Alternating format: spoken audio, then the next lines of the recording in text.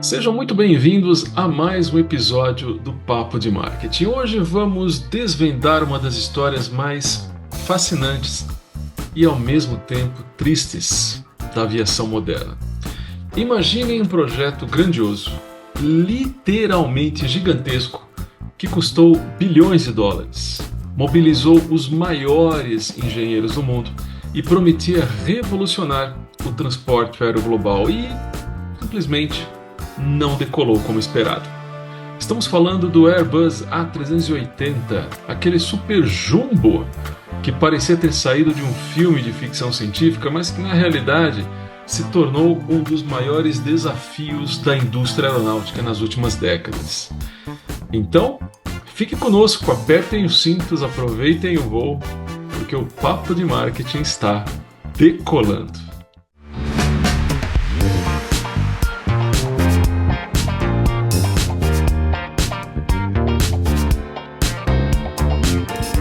Tranquilo, Gino? Opa, Theo, tudo tranquilo. O negócio aqui é mala pronta, passagem comprada, check-in feito, agora só para o aeroporto e na área VIP, né? Diga-se de Mas, passagem, né? Porque nós claro, somos VIP, lógico. claro. Né? Então, Exatamente. ô, Theo, seguinte, estava Ah, pensando aqui, é incrível, né? Como um projeto aí tão ambicioso pode se transformar em um estudo de caso sobre um caso, né, de estudo sobre inovação, mercado e tomada de decisões estratégicas, né? uhum. Venhamos e convenhamos, o A380 não foi simplesmente um avião, né? Foi a materialização de um sonho de engenharia aí que custou a bagatela de 25 bilhões de dólares para a Airbus. Olha só. É, exatamente. Olha, não foi somente um sonho, Virginia, mas um investimento astronômico que no final resultou em apenas, quer ver só? 251 aeronaves entregues, né? Parece que o gigante dos céus tropeçou nas suas próprias asas, né?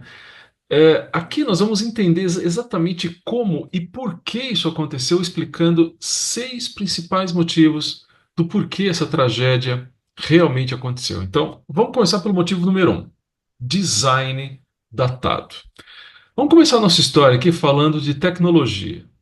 Quando o A380 foi inicialmente projetado, seus engenheiros estavam orgulhosos, né, dos 20% de materiais compósitos utilizados. E Gino, você sabe o que são materiais compósitos? Olha, Theo, se eu não souber, eu peço demissão do papo de marketing, tá?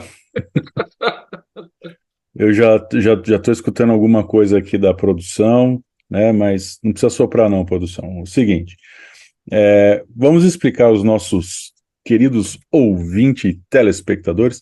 Materiais compósitos são combinações de materiais diferentes que juntos criam aí um novo material com propriedades superiores, certo? Então, basicamente, consiste aí de uma matriz, né, e de um reforço, né, geralmente aí fibras ou partículas, e o resultado é que são leves, resistentes e versáteis.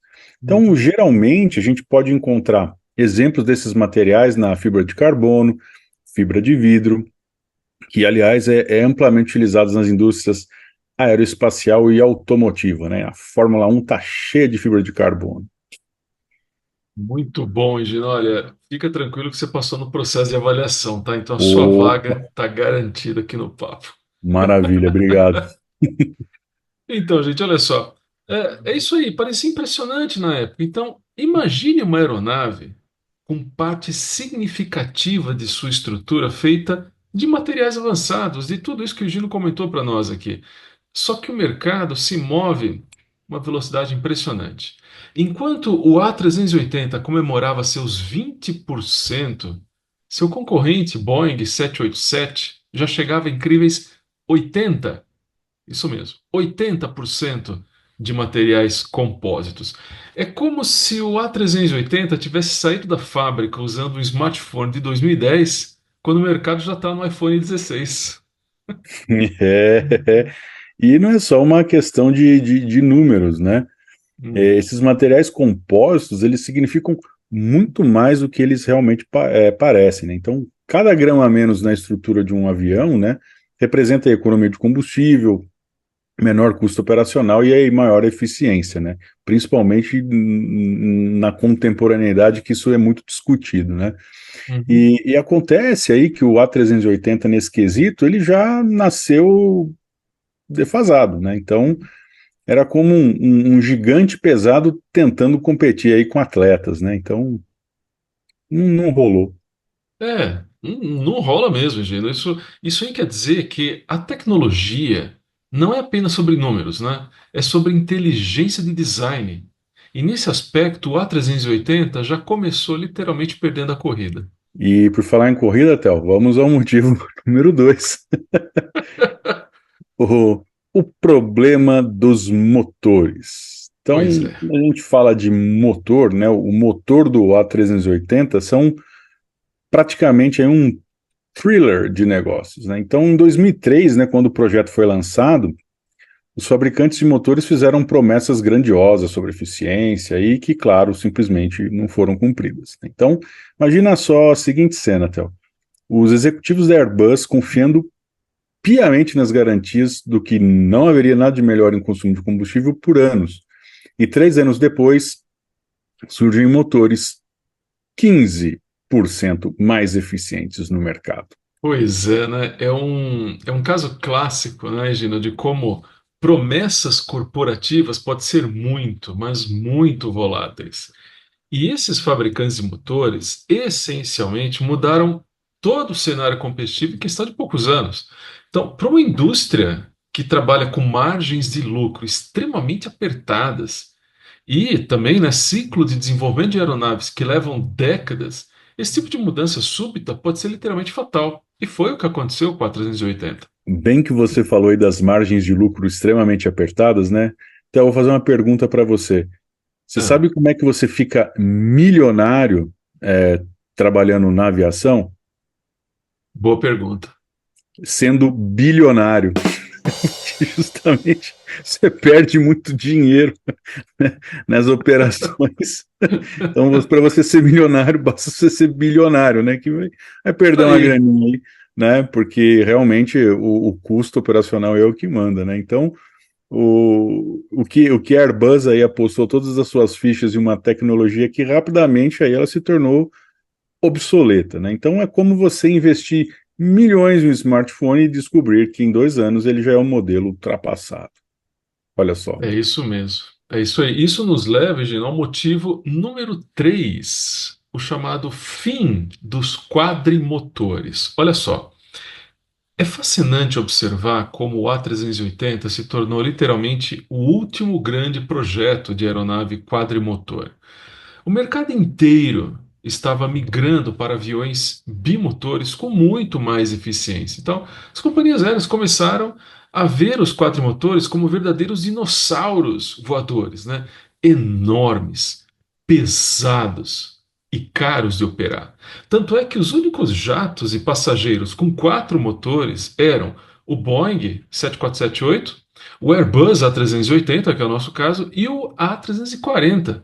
E todos os três já estão fora de produção. É, como diria Cazuza, um museu de grandes novidades, né, Théo? Então, Exato, é isso aí. totalmente aí, né? A evolução tecnológica foi tão impressionante que hoje aviões aí como o Boeing 787 e o Airbus A350 podem voar aí praticamente em qualquer lugar do mundo aí com motores aí muito mais inteligentes e econômicos, né? E lembrando, né, que a média de um motor é 50 milhões de dólares, né? Então você imagina É, com não. quatro, você tem 200 milhões ali só de motor, né? Pois Então é é. muita coisa. E lembra, Theo, aquela antiga regra de que um avião com 2 motores não podia fazer rotas longas? Pois é, isso aí caiu completamente por terra. É um trocadilho perigoso com a aviação, né? Cair completamente por terra, É, mas tudo bem. verdade. A tecnologia de motores e sistemas aí de navegação evoluiu aí de tal forma que 2 motores podem fazer tranquilamente rotas que antes eram exclusivas de aeronaves aí com 4 motores. É aquela história. O seu Landau, né, já não é mais eficiente que o seu Corolla 4 cilindros, não é verdade? Por mais que você goste, mas já foi, né? Não dá mais. Exatamente, já foi. É isso aí. Muito bem, Gino. Olha, e o que mais contribuiu para a queda do A380? Outro trocadilho perigoso na aviação. Perigoso, então, perigoso. Olha, esse é o motivo número 4. Né? Nós estamos impossíveis hoje, né, Gino? Motivo número 4, a outro trocadilho, a morte do Nossa modelo vida. Hub. Né? O que significa isso? O A380 ele foi projetado no momento em que grandes aeroportos Hub eram considerados o futuro da aviação. Sabe aquelas centrais gigantescas onde milhares, às vezes milhões de passageiros faziam conexões intermináveis? Então, né, o mercado começou a mudar drasticamente. E esse é o exemplo perfeito de como a tecnologia e o comportamento do consumidor podem transformar completamente o modelo de negócio. Resumindo, as companhias descobriram que voos diretos com aeronaves menores e mais econômicas eram muito mais interessantes. Pois é, tá, imagina o seguinte, a liberdade de você voar direto de uma cidade menor para outra, sem aquela conexão cheia de estresse no aeroporto gigantesco, né? Então, os passageiros querem rapidez, conveniência, e os grandes hubs aí começaram a perder a sua magia, né? Então, isso aí, né, vira um ciclo vicioso que nos leva ao motivo número 5 do fracasso, né? Do número 5, né? O ciclo do fracasso. Não deixa de ser um fracasso. É, Né, e olha só, Theo, algo aqui psicologicamente fascinante que aconteceu com o A380 é o seguinte: quanto menos companhias compravam, menos outras queriam comprar também. Olha que incrível, né? Né? é tudo para dar errado, viu? Pois é, né? Tem dia que não é o dia, né? Então, foi um ciclo aí de rejeição que se alimentava sozinho, né? Então, quase como uma profecia autorrealizável no mundo corporativo.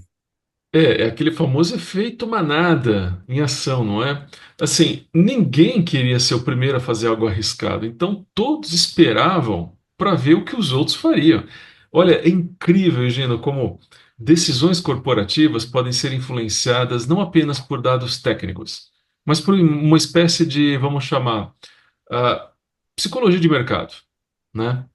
E, para fechar, vem aí o motivo número 6, né? A decisão crucial da Emirates. Pois é. A Emirates, que era praticamente o único porto seguro, né? O único aeroporto seguro, melhor dizendo, do A380, em 2019 começou a diversificar sua frota. E, Geno, eles cancelaram, acredite, 39. Nossa. É isso aí. 39 pedidos de uma só vez, o que foi praticamente um golpe final no programa do A380. E isso, Theo, foi um movimento que mostrou que até mesmo o maior fã do A380 estava desistindo do projeto, né? Uhum. Se meus cálculos não estão errados, a Emirates tinha 162 aviões encomendados e no final Airbus entregou apenas 123.